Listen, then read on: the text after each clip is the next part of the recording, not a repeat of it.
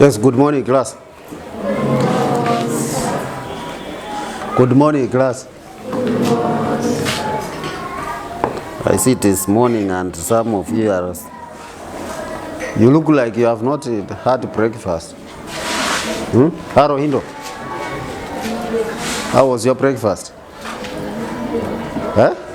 Good. So, I think today we are going to look at listening and speaking. We are going to learn listening and speaking. And what we are going to learn under listening and speaking is taking telephone messages. Taking telephone messages. When you talk of telephone messages, this is you want to communicate on phone. You want to communicate on phone, but maybe the person you want to talk to is not present. You want to call, to make a call to Hapo Sasa in the office, like, and Hapo Sasa is not there. So you decide to leave a message, so that when Hapo Sasa comes in the office, he finds that message. So today we are going to learn on how to take telephone messages. How to take telephone messages. So look at page, there's that conversation, taking telephone messages on page 4 to page 5. So Abdul Malik, you will be Priyanka, and then you will be Kahindi. Can you take us through that conversation? Start. Hello, Demarok Construction Company. Priyanka speaking. How may I help you? Good morning, Ms. Priyanka. My name is Paul Kandi, and I am calling from the state. I would like to make a complaint to the person in charge of construction site next to our estate. Thank you for calling the office, Mr. Kahindi. The construction engineer has just left for the field. Can I take a message? So that is where we are now. You are being told that the engineer has just left for the field, which means he's not in the office. So you are being asked, can I take the message? So you say yes. Then now the message Miss Priyanka wrote for engineer is presented in the telephone card below. So you will be requested one time to write a telephone message.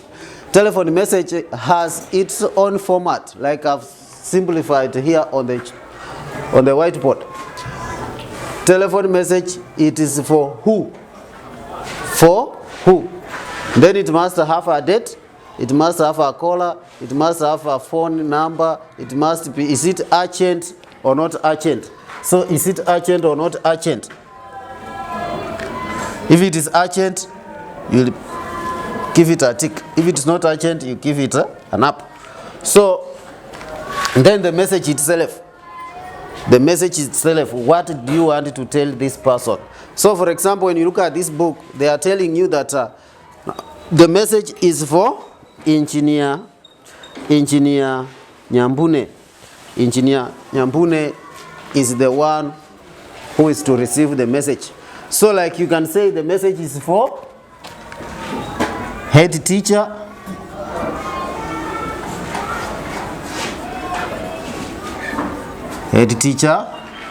Masika. The message is for head teacher Masika. Then the date you are giving that message is on 14th of January 2025. Who was the caller?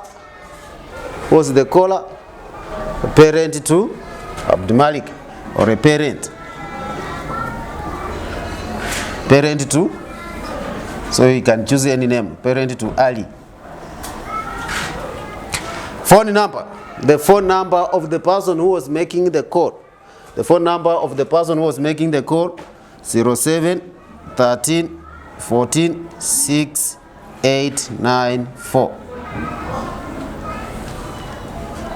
That is the phone number. Then is this message urgent? Is this message urgent? You say yes. You say yes, the message is urgent. Then you give now the message. You give now the message. Like when you look at the book, the message should be brief and to the point. The message should be brief to the point. Mr. Kahindi, the chairperson of the estate, called with a complaint that the construction worker next to his estate has interfered with the water supply. He says that some residents of Ngoea estate have not had water in their houses for 3 days. He would like the problem solved ASAP. ASAP means as soon as possible. He asked that you call him and assure him. So that is the message.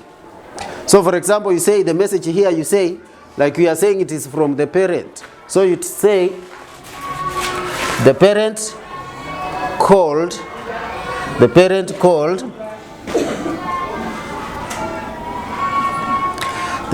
to Ali called to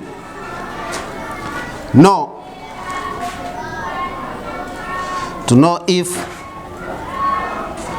Ali was in school. Know if Ali was in school. Because the previous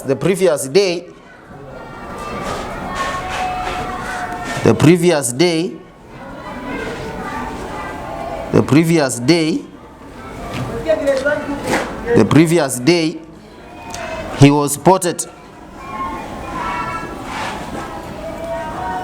He was spotted roaming or loitering or wandering. He was spotted roaming at the market.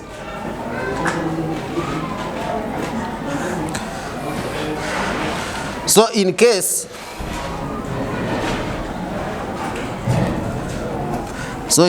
he is in school, kindly call to confirm. Kindly call to confirm as soon as possible. So the most important thing here is the message. The message you are leaving in the office. But that is how it should look like. The message is for the head teacher. It is on this date. The caller is parent or somebody like that. The phone number of the message, the caller. Because at the end, if the head teacher comes and finds this message, he has to call the number. He has to call the number and respond to the issue of concern that has been raised. And that is how the telephone message should look like. So one day you'll be asked to write a telephone message. That's how it should look like. You start with for, date, caller, phone, urgent, message.